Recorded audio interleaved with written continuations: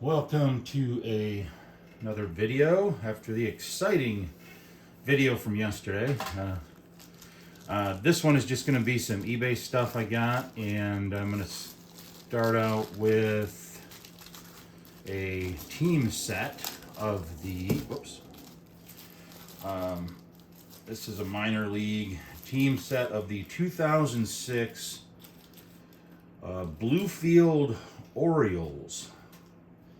So we'll go through the Bluefield Orioles. Gary Ellison, Brian Belt, Luis Lopez, Zach Clark, Juan Scocha, Anthony Martinez, Dave Cash, Ryan Adams, Justin Johnson, that sounds like a baseball name, Brian Lee.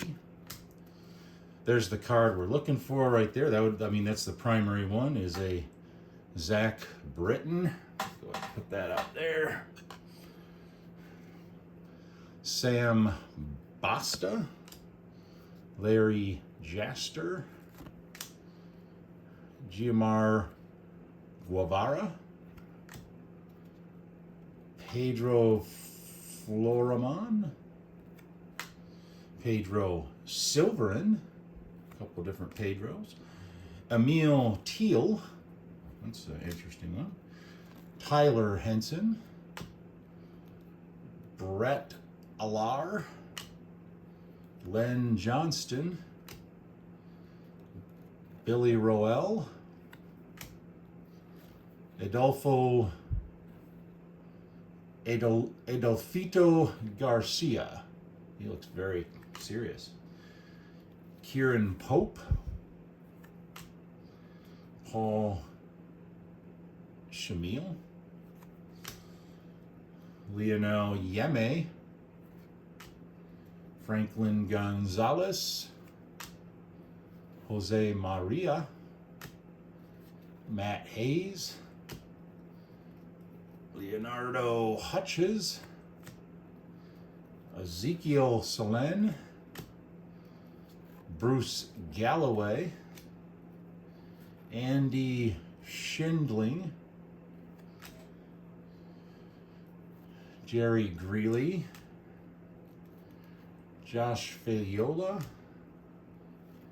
Tag Horner, another baseball sounding name, Joey Howell, Andino Diaz, got his hat pulled down a little farther, Winter Polo, Richard Diolio,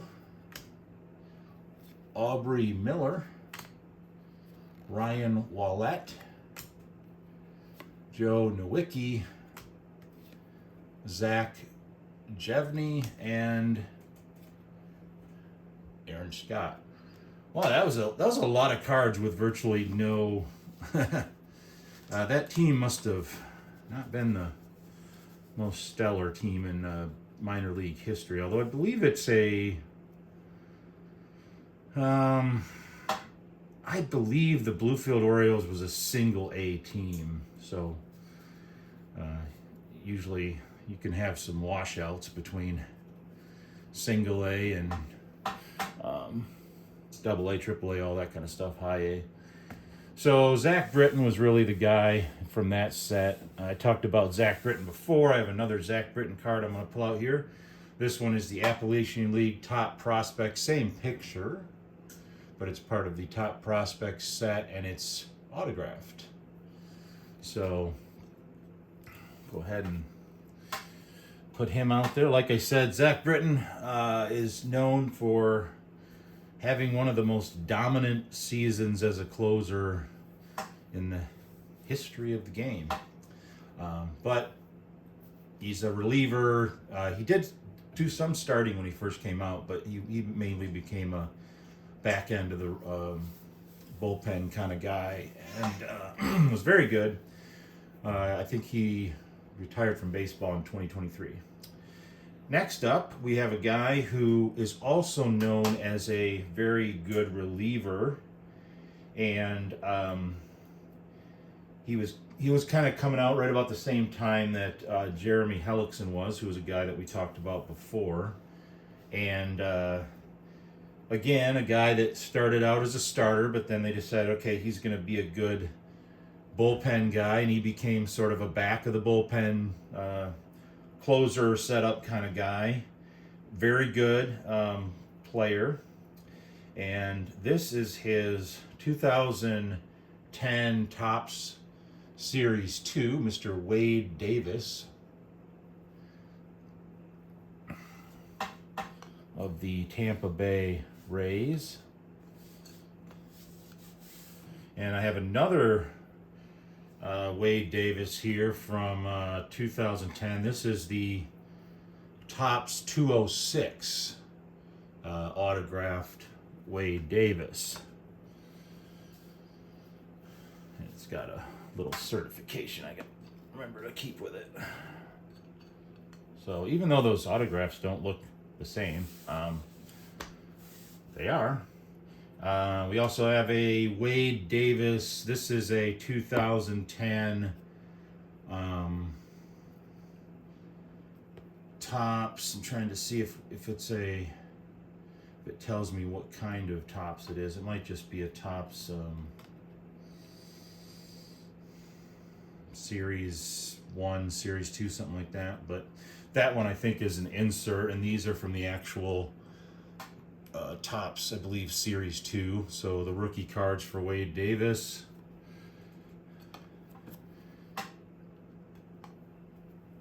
And last but not least, we have a Wade Davis. This is from the Upper Deck,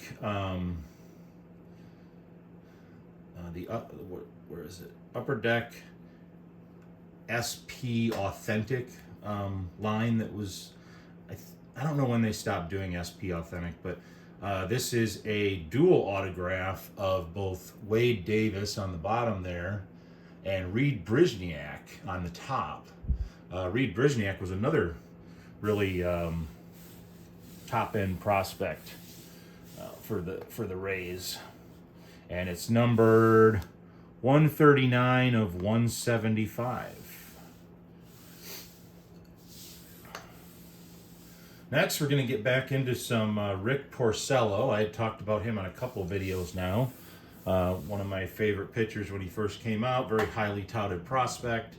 And this is a Upper Deck Sweet Spot sub-brand. And this is his rookie. It's an auto 130 of 550.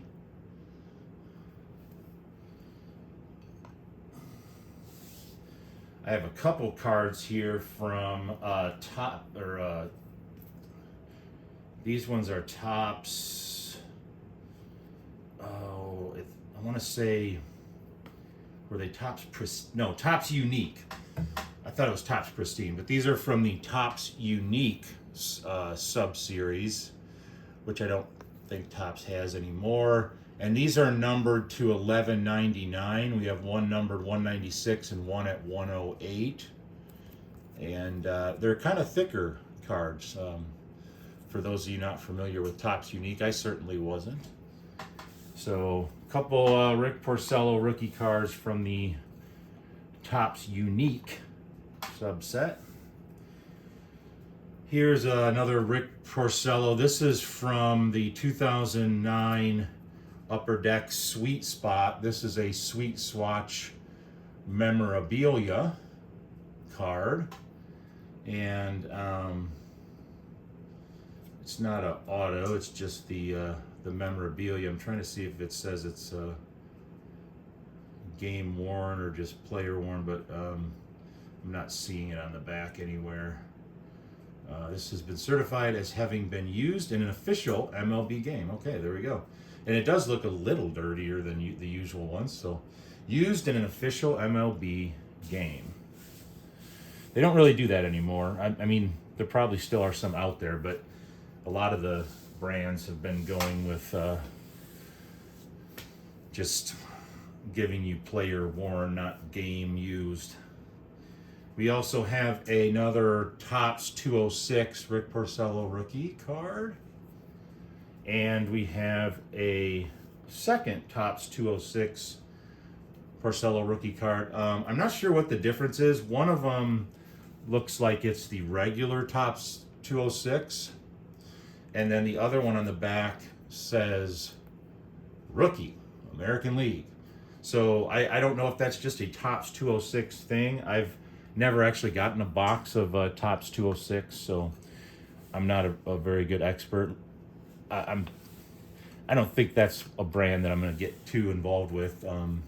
I don't like that Topps has 206, Gypsy Queen, and Allen and Ginter, and they're all essentially the same kind of set. But then we have, next up here, we have a guy who is still playing, but he's got to be near the end of his career.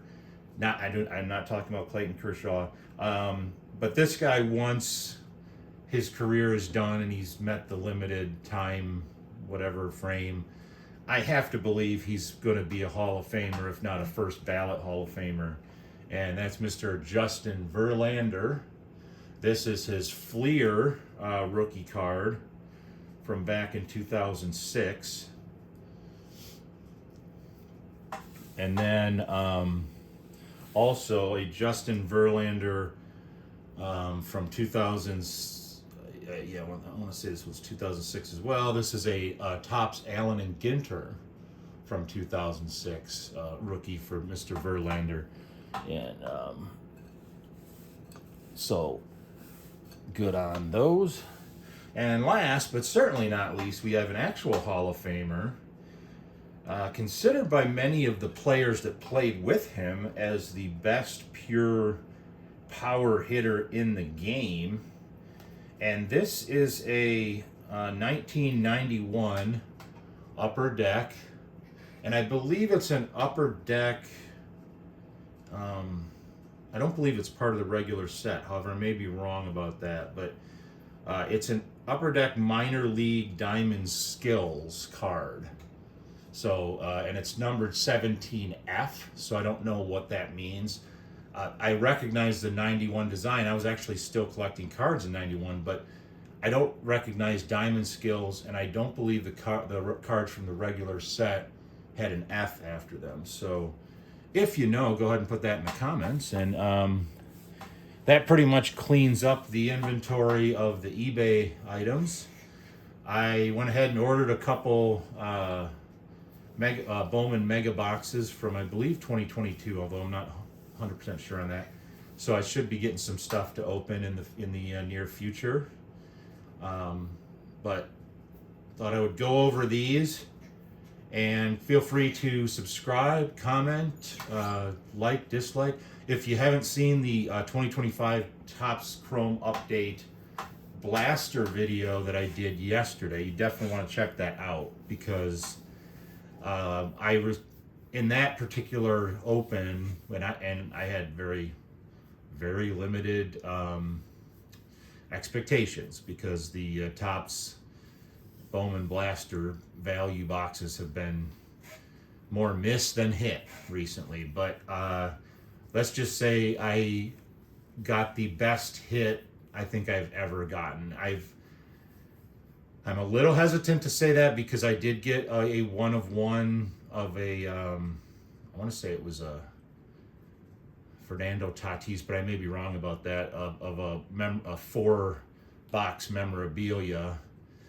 And the Donruss, I got a couple one of ones, and I think one of them was for like Walter Janik, rookie or prospect card. So I've had some decent hits, a few one of ones, but this card, and I'm not going to give it away. You guys are going to have to go watch the 2025 Topps Chrome Update video, but it's well worth the time, because I opened 2 boxes, and on the second box got arguably the best hit I've ever gotten. I don't know what it's worth right now, because generally what happens when the new boxes come out from Topps or from Panini or whatever, the websites where you go to get the most accurate value information haven't totally been updated yet with the checklist and values and all that kind of stuff. Those over time they get fixed and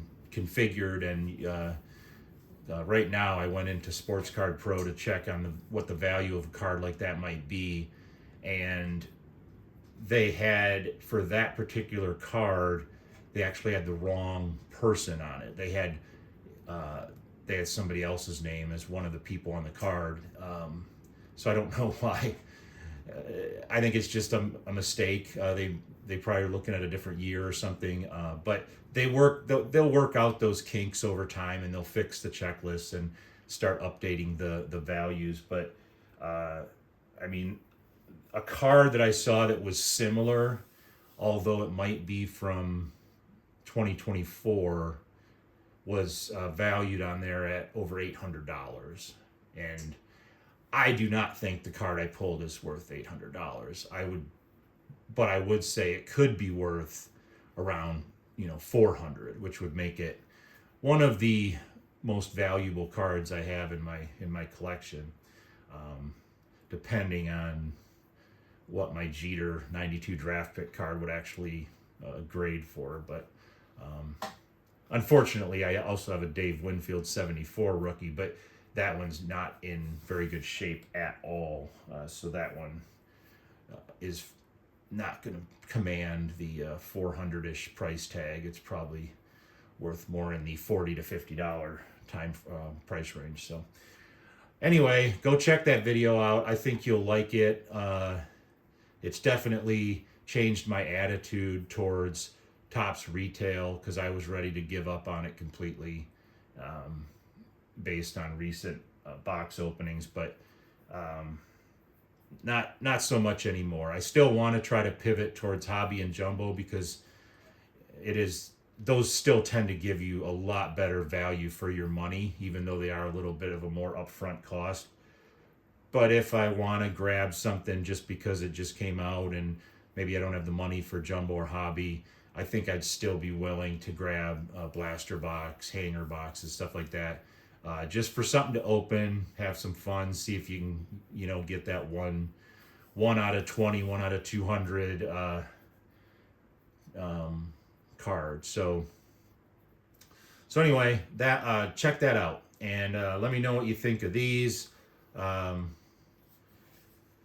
Let me know if you have any opinions on Zach Britton, Wade Davis, Rick Porcello, Justin Verlander, Jim Thome.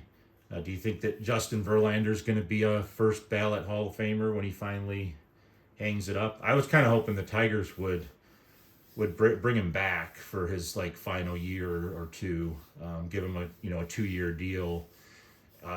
He could be a back of the rotation guy that is going to be far better than anybody else they could put at the back of that rotation, and it would allow them to keep somebody like a Tim Melton as a bullpen guy, so that their bullpen isn't quite as atrocious. So yeah, I mean, if they held on to Tarek Skubal, Jackson Jobe comes back from Tommy John surgery, they got Casey Mize and Jack Flaherty and Justin Verlander. I mean, I could see Jack Flaherty being the number 5 guy and Verlander being number 4, Casey Mize being the number 3 guy, and Jackson Jobe looked really good as a starter before he went down for injury.